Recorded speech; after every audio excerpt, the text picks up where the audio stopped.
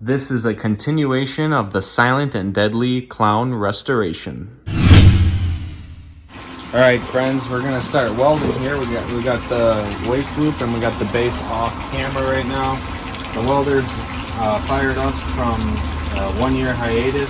So I'm not really a welder, but I have all the stuff that makes me look like a welder. So I guess we'll see how this goes. Put the gloves on so I don't burn myself too badly.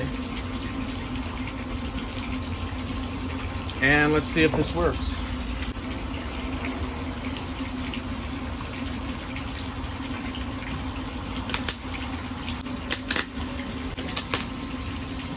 How is that? Look, I'll clean that up and we'll be good to go. So I had to weld it up a second time because it broke on me. I guess I didn't really give it the strength test, but now it doesn't really feel like it's going anywhere. So it should be fine. Again, I'm no welder, so I'm pretty happy with that. Okay, attempt number 2 here. The first one, the bottom part, one part jumped lower than the other part, so it didn't sit nicely on the floor. So I'm gonna do this again.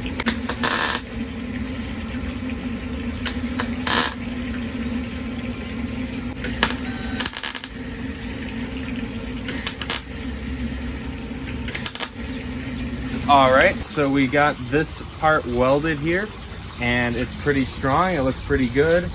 I'm pretty happy with it. It's even now. The first round it wasn't even right down here, so it was wobbling a bit. So we had to grind it and cut it off and do it again, and this time it's a lot nicer. So now what I'm going to do is I'm going to put some rust encapsulator on it to prevent future rusting, and then we'll paint it black and it should look good as new. Okay, so I got my rust encapsulator right here from Eastwood.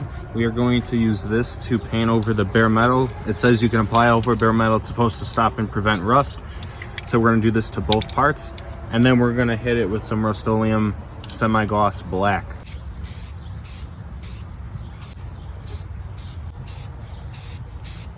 There's the waist. Looks good as new, really. Looks really nice. All right, now let's do the base.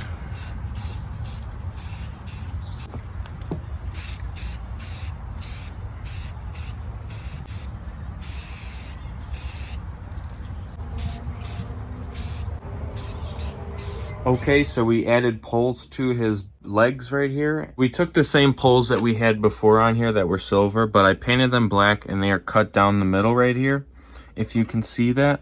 And they're just screwed in with zip screws for now, so it's all sturdy. The welds held up nicely. They look like new. The paint covered it all. It looks really good. But I am now going to put some pool noodles on him, put them all back together, and we'll just have to do the try-me for the base, and we'll just have to do the try-me, and that's the last thing that we need to do. Okay, so the pin just came in from Amazon and I just soldered it off camera because I didn't really think anyone would want to watch that. It's pretty self-explanatory. I just spliced the wires, made sure the right wires were going to the right receiving wires, and then I used some heat shrink tubing right here to protect it. This is just a 2-pin plug and it works much better than the old one that didn't work at all.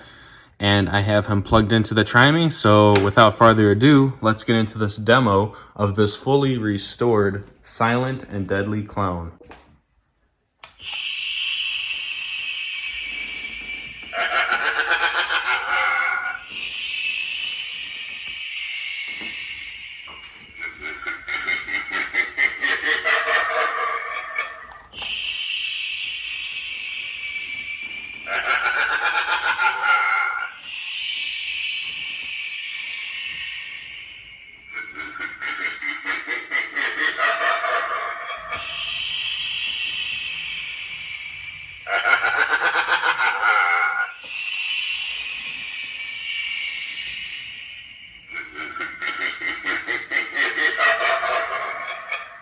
So there he is, the Silent and Deadly Clown restoration done. He is fully restored. Everything on him works, and he works great. And in some ways, he is improved. For instance, you're able to pick him up and move him without his poles collapsing on themselves. So yes, I'm really happy with how this guy turned out, and I hope you guys all enjoyed the video. Please comment if you have any questions, and like and subscribe. It would really help me out, and I want to thank you all once again so much for watching, and I will see you all in the next video.